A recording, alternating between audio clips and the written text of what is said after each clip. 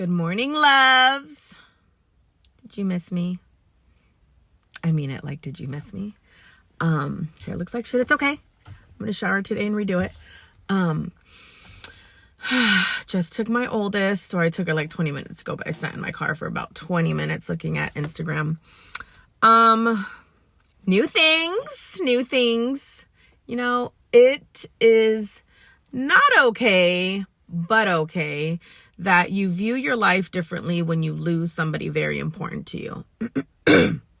After losing Annabelle, I told myself to live my purpose. And that was because there was this one time that I told her I wanted that tattoo right here. I'm still going to get it.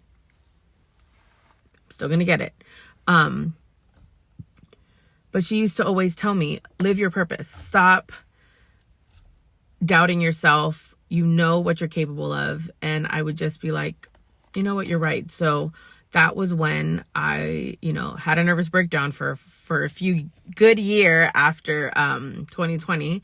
So 2021, it was like me trying to just adjust to no longer having a best friend and just life in general.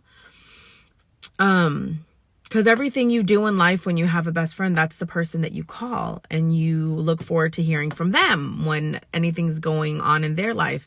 And although there was a part of me that knew that she wouldn't have been here past 2021, there was that part of me that wanted to be wrong. After I had that phone call with her, I knew. I prayed. I prayed. Especially for her kids and her husband. Like, they're amazing. They deserved her longer. It's almost like you have this guilt because I got her longer than they did. And like, I was blessed enough to have her for 25, 27 years. I got a lot of different versions of her, and I was grateful and blessed. Like, she graced me with her presence. She used to say that to me when I'd go to the shop, like, oh, you've graced me. I miss her so much. But I mean, I miss my cousin Ray, but I lost him when I was 23. So there was a difference. I remember being extremely devastated and crying. And you know what sucks is when I went to go see my dad the day that he died, and we were waiting for them to like take his body out of the house. One thing that my aunt told me was, one of the things she said was, you're here for the money. And then another thing which is, what money? He has no money. He has no money. The only property he had was a car, a guitar, a piano, a harp. That's pretty much about it. That's really what, so they just thought my dad was this miracle person because he used to save money. And I do strongly believe he still has money somewhere. But it wasn't like thousands and thousands of dollars. It might be like $3,000 or $5,000. So, and if they didn't find it because they got rid of all of his stuff like within 24 hours, I hope that they give it to Goodwill and someone there finds it, because my dad would prefer somebody to have it than greedy ass people. But that day she was just like, oh, you're just being so dramatic. You did that with my son. And I just remember thinking, did you just judge me based on how I cried when I found out my cousin, who was like a brother, even though we had our moments, died? You're disgusting. Like, ew. So I was way more devastated when my dad died. And I think it's because I had the luxury of having him in my life for 43 years. I spoke to him weekly. I saw him weekly. The longest time that I went without seeing him or really talking to him is when he drove to Florida to see his biological kids. And he was there for like 3 months. But I still spoke to him when he was out there, just like maybe once or twice in 3 months. And that was like the longest. But my grandma was good, so I spoke to her all the time. And we came to visit her and stuff because she was like not used to being alone. But other than that, with my cousin Ray, he went to New York a few different times. So towards the end, like maybe the last 5 to 10 years, he wasn't in my life that much. So it wasn't like much altered, but yet the idea of because he had just come back and we were just starting to talk and hang out.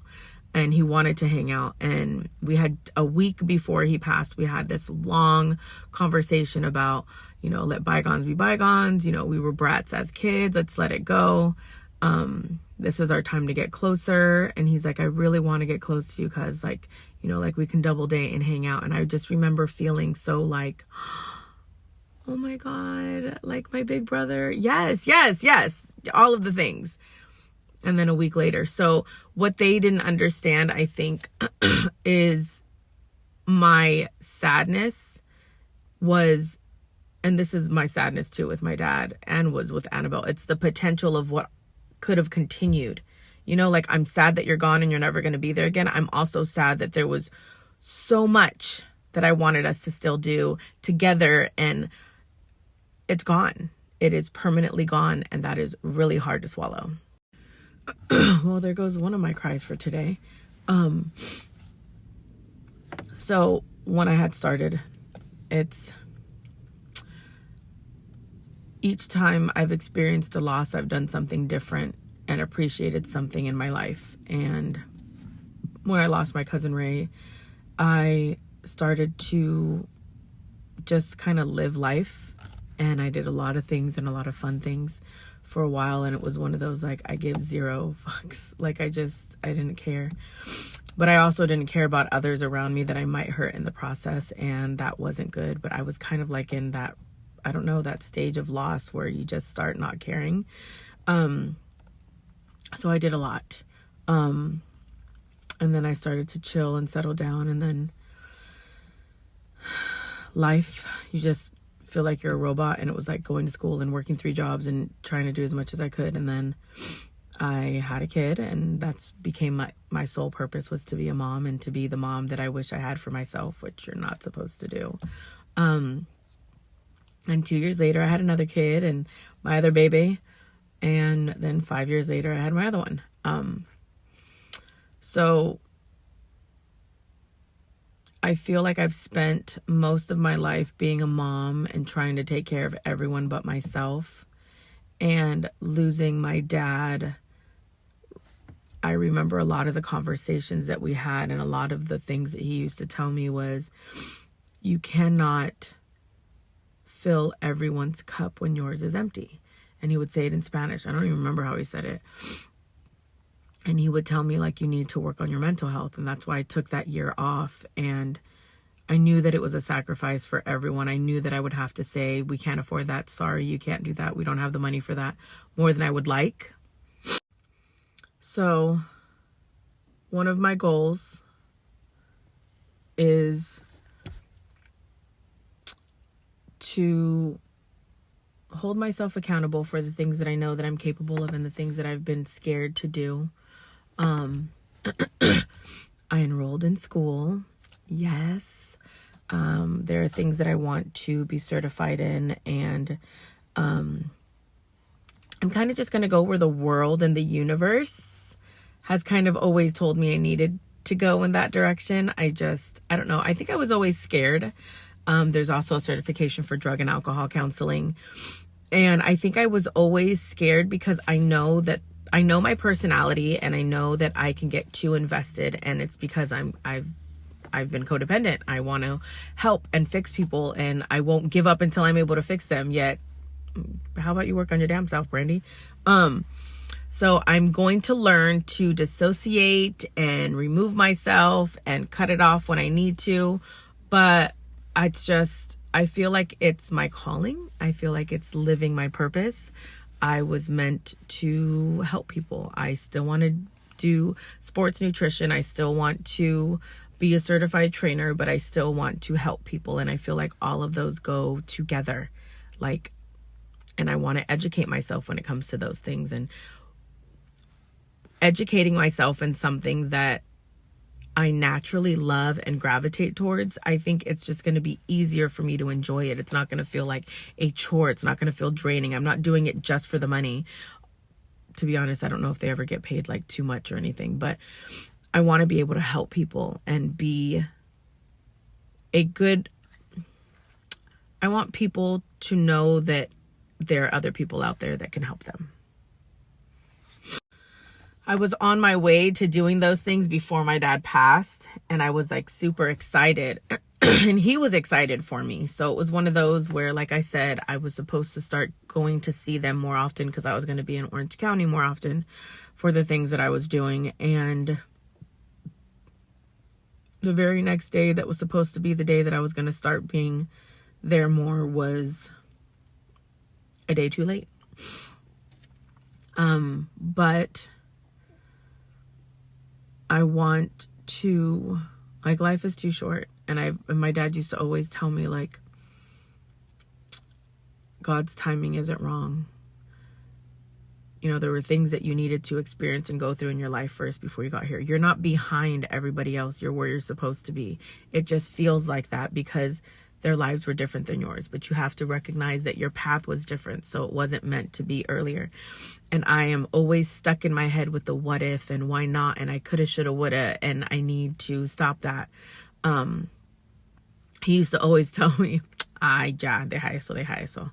So, I need to learn to love myself more, live my purpose, and I'm grateful and blessed for opportunities that I have been given recently.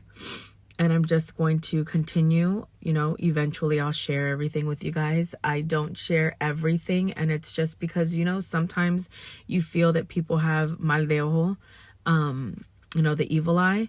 And as much as I would like to think that all 5,000 or 6,000 people that follow me have good intentions, you have those creepers that don't have good intentions in following you. And I don't want it out there yet, you know, which sucks in a way.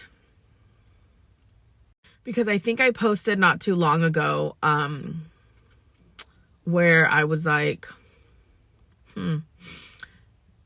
it was like a little quote where it said, like, post what you want, be happy for yourself, and who cares, you know, what other people think. A lot of us, you see often on, like, everywhere on social media, really, where it says, like, keep your glory to yourself, keep your journey to yourself, don't share it with other people because they don't want to know for, you know, good purposes. But then it makes you feel like, dude, I can't share my blessings because people out there are evil.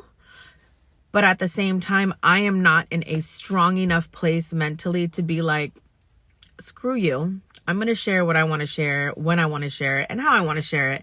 And I'm such a chosen person for the universe and the Lord that it doesn't matter what you say or what you want to hocus pocus on me or whatever you want to do, because the good is still going to be there. I want to 100% believe that, but I'm not 100% there mentally, so I ain't going to do that yet. I need a little bit of time. So, I'll get there though. I will. And it will be amazing when I feel that I don't have to, like, oh, did I just say that? Did I share too much? Oh my gosh, that something's going to go wrong. I am still in this place mentally with certain things that are going on where I'm like, this is too good to be true. This is too good to be true. Every time I feel like I talk and I share that I feel like there are things that are too good to be true, something happens. Like when my story came out, I was like, this is amazing. 3.5 million views in like 24 hours. What? And then it gets taken down 2 or 3 days later because of a relative. Like, I was like, really? I remember thinking, like, really? God, it was the feeling I had when I had people sharing their stories with me. Like, I can't explain that. I really can't. It was just the shock of the stories that I was told. I was just like, what? I mean, I think 95% of the people that messaged me had been molested or raped on multiple occasions by multiple different people at different times and stages of their lives. And I just remember thinking, holy shit. But I was so grateful. I can't tell you how many times I read, you're the first person I told, what you said at the ending of that, being a part of that community. It was just, it meant so much to me. So for that to be taken away because of someone's selfishness And that's how I'll always view it. I feel like things could have been taken care of differently. So I'm always going to view that you did not give a shit about who you were affecting, and you didn't care, and your excuse for it was bullshit and it was a lie. Try again. Like, you should have really thought that one through. You really should have thought that one through. So, which is cool, because that's what, at that moment I was like, mental note, I'm removing you from my life. The other person, mental note, I'm removing you from my life. Another person, mental note, I'm removing you from my life. And those are the things that, in a way, I was like, maybe that's what needed to happen. Maybe that needed to happen for me to remove those people from my life, because I didn't remove them before, because I always was like, well, that's my cousin's sister, or, you know, their blood. And then why? The second my dad died, those who shared the same blood with me were the most evil towards me. Like, dude. And the strange part about it, it was like, my dad, my grandfather, was not biologically related to me.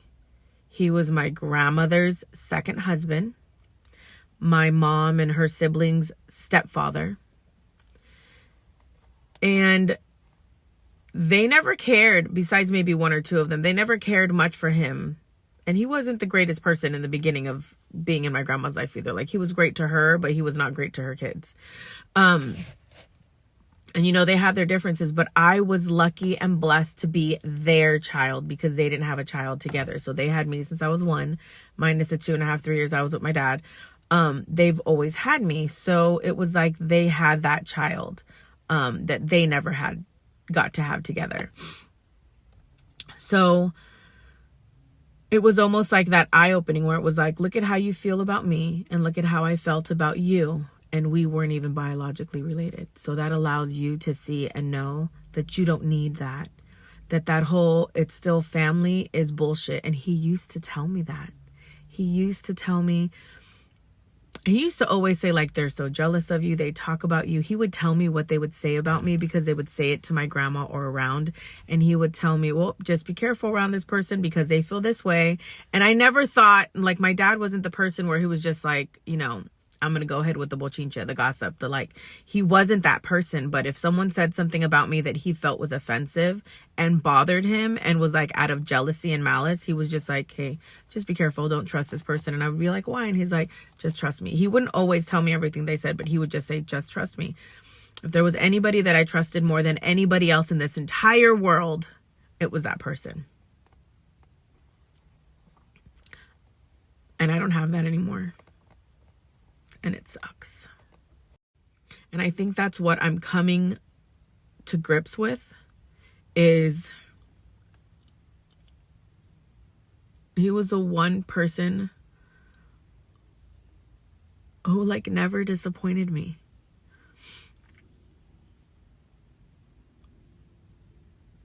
He was, like, he did. I'm lying, because there was times when I was like, I wish he would hug me more.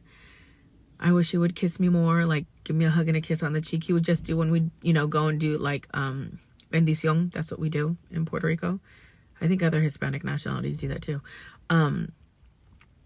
You know, the kiss on the cheek. He'd give me the kiss on the cheek. He'd say hi. He may put like one arm, but it was never like a hug, you know? The last time I remember him hugging me was when I was really little, before my dad took me. And after all of that, when I came back, he didn't touch me. He wasn't too physical with me, and I'm sure it's because of what happened to me with my dad, my biological dad. So I'm sure for him, he was like, I want to make her feel comfortable, so I don't want to do that. But instead, it made me feel broken, and it made me feel less than.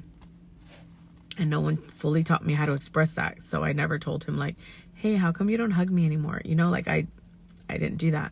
I didn't know how to do that.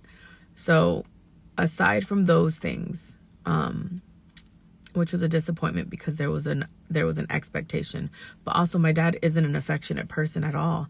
So how he was affectionate towards me was like the most that anybody had ever really seen, which also made me feel like that was his love language. You know, I don't know what his childhood was, or he's told me some of it, but not all of it.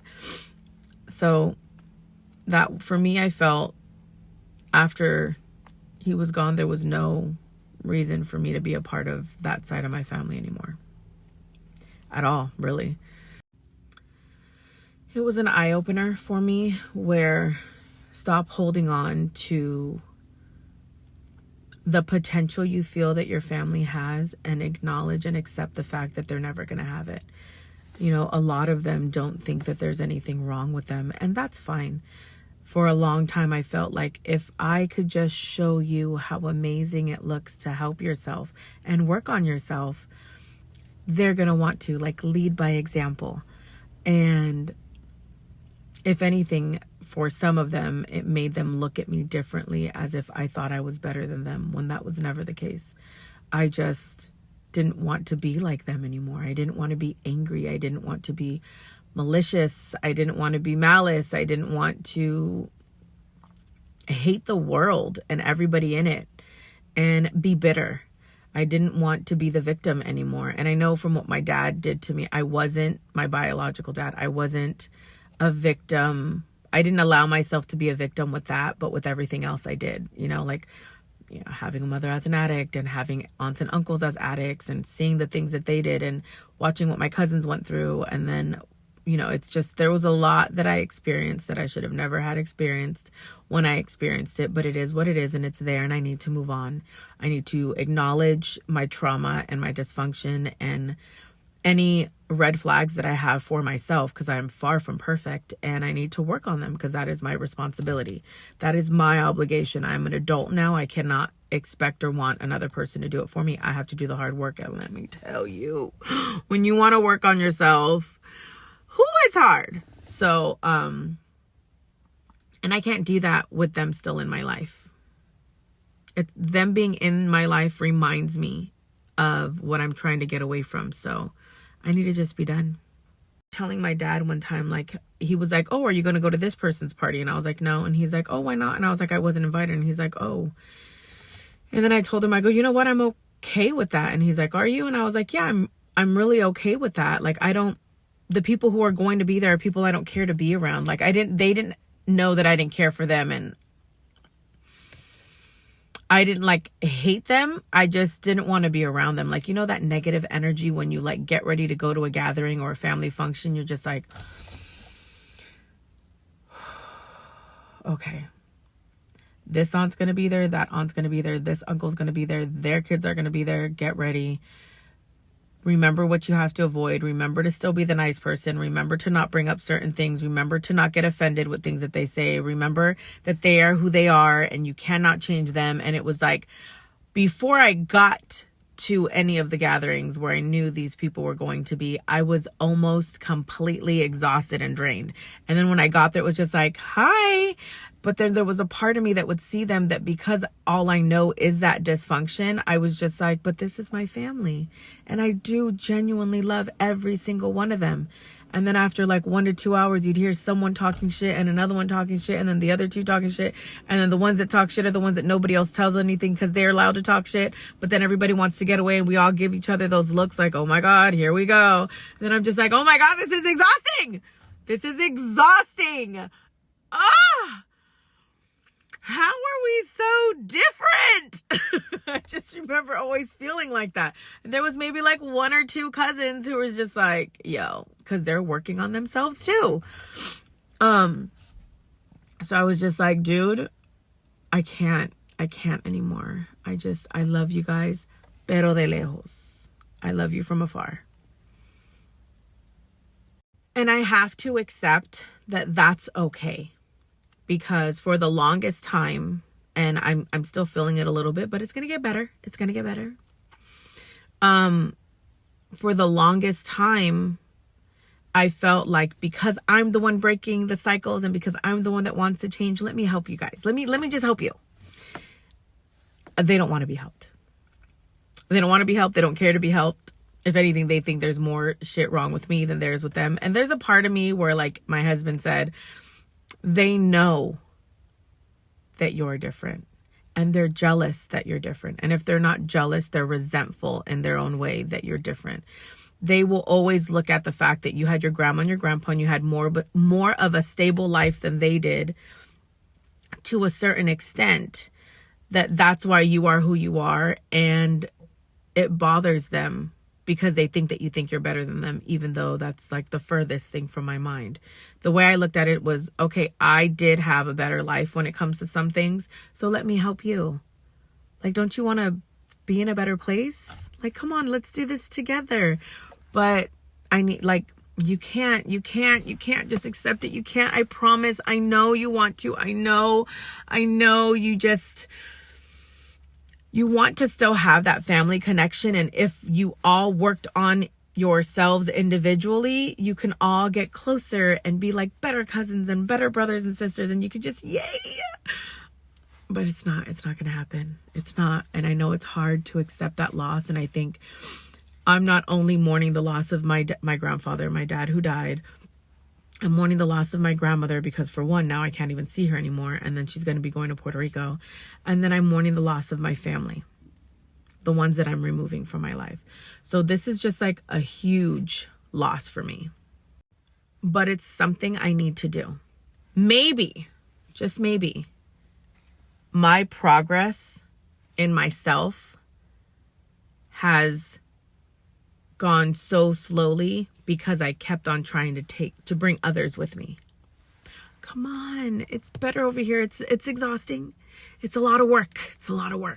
It's like every single day you have to pay attention to the way you would react and respond to situations normally when you were in your fight or flight mode. And you got to undo that. You got to figure out different ways to look at it. And they're looking at me like, bitch, get the fuck out of here. And I'm just like, no, it's better over here. I swear. But they don't care. They don't care. And I'm finally accepting that they're not going to be that. I've always seen the potential in them. And I've always thought, like, God, you love hard. You are a good person inside. You just have a lot of hate and anger and a lot of things that you went through because of your traumatic childhood. And let's work on that.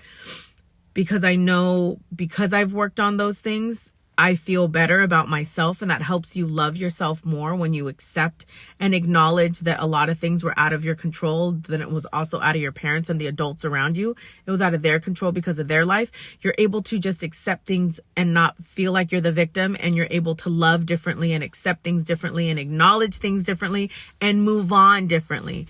And as much as I would love other people to have that in their lives and do that for themselves, it is not my job or my obligation or my responsibility to do that for them. They have to want to. Like, you can't help somebody who doesn't want to be helped. So with that said,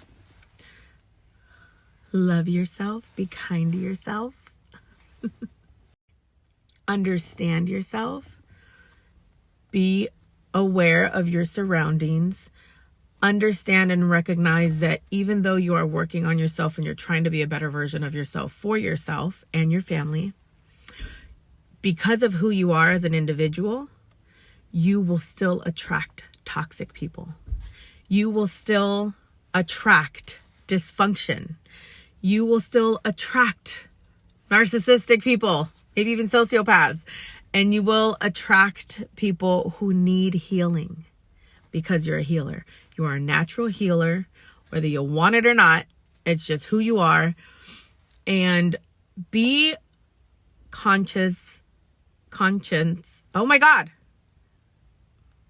Be conscious. Oh my God. Be aware of that.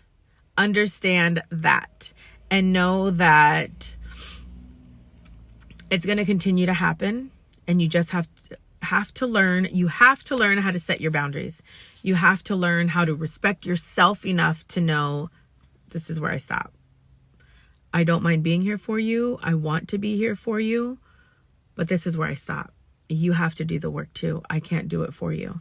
And there are some people that will suck you dry, okay, when it comes to that. And you just have to set boundaries. I cannot tell you how important it is to set boundaries and learn to not second guess yourself. I'm so working on that. Stop the what ifs.